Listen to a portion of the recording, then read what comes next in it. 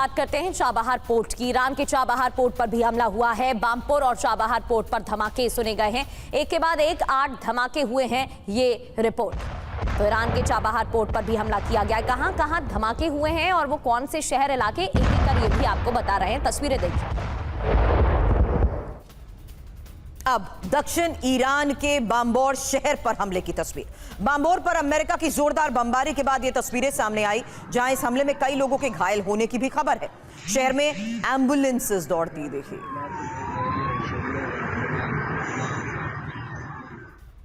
और दक्षिण पश्चिम में ईरान में अमेरिका का हमला। खुजिस्तान प्रांत में कई स्थानों पर अटैक की खबर है। बहबाहन में कई धमाके सुने गए हैं। ये तस्वीरें देखिए, आसमान में मिसाइलें देखी गई हैं।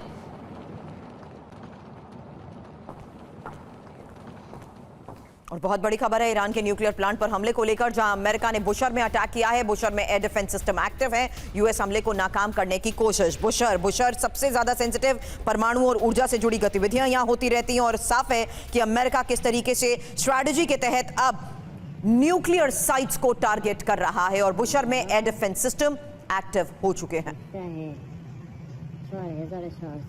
तो बुशहर से परमाणु संग्राम की शुरुआत होगी क्या? क्योंकि हमला यहां पर गंभीर हुआ, लेकिन कितना गंभीर, पहले तो ये जान लेते हैं कि बुशहर इतना महत्वपूर्ण क्यों है। बुशहर में परमाणु ऊर्जा प्लांट मौजूद है। एकमात्र चालू परमाणु बिजली घर, एकमात्र संचालित परमाणु बिजली घर। प्लांट पर मिसाइल गिरी तो विध्वंस होगा और परमाणु दुर्घटना का खतरा बढ़ जाएगा। परमाणु विकिरण का खतरा और ज्यादा बढ़ जाएगा। IAEA इसको लेकर पहले ही चेतावनी भी दे चुका है।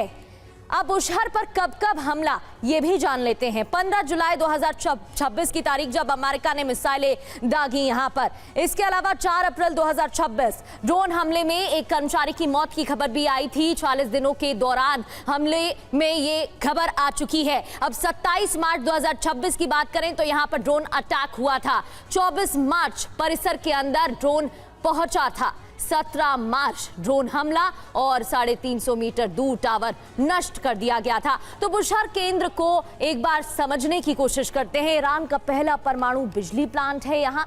ईरान की ऊर्जा जरूरतों का अहम हिस्सा भी है। रूसी डिजाइन का VVER रिएक्टर लगा हुआ है और सैन्य प्रोग्राम का हिस्सा नहीं है।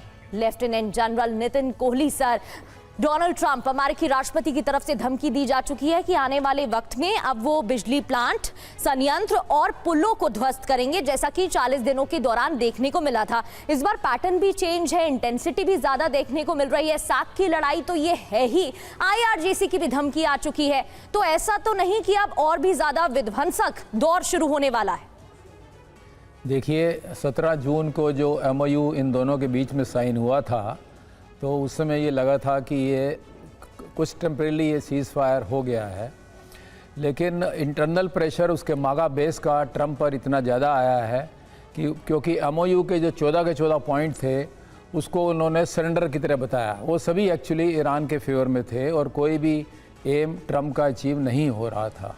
तो इसलिए उस प्रेशर में आकर के, अपना पॉलिटिकल प्रेशर में आकर के इन्होंने ये युद्ध दोबारा शुरू किया है। और इस समय जैसा आपने बोला कि इसकी स्ट्रेटजी है, जो उसकी कोस्टल बैटरीज़ हैं, एयर डिफेंस सिस्टम्स हैं, डिफेंस टारगेट्स हैं, इंफ्रास्ट्रक्चर हैं, रेलवे ब्रिजेस या उनकी इलेक्ट्रिसिटी का जब बुशहर में हमला कर रहे हैं, वो ये करने की कोशिश कर रहा है।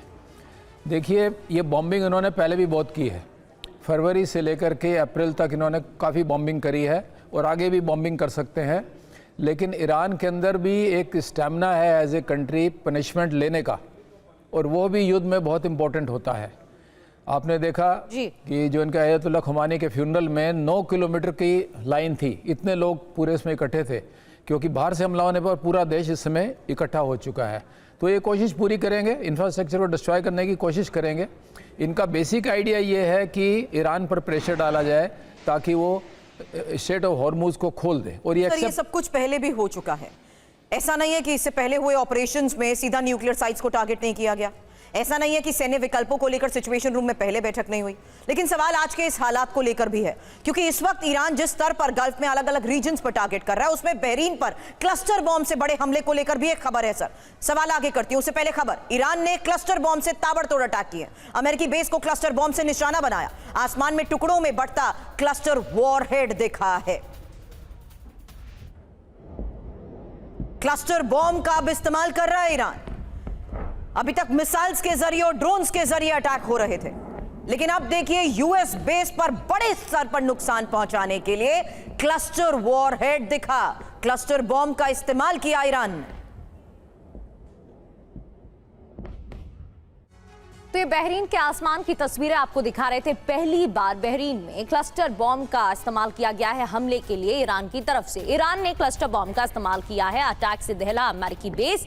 ईरान का बीती रात बहुत बड़ा हमला, बहरीन पर पहली बार क्लस्टर बॉम्ब से हमला किया गया है। ये देखिए तस्वीरें आप देख सकते हैं, बीती रात हमले की ये तस्वीरें।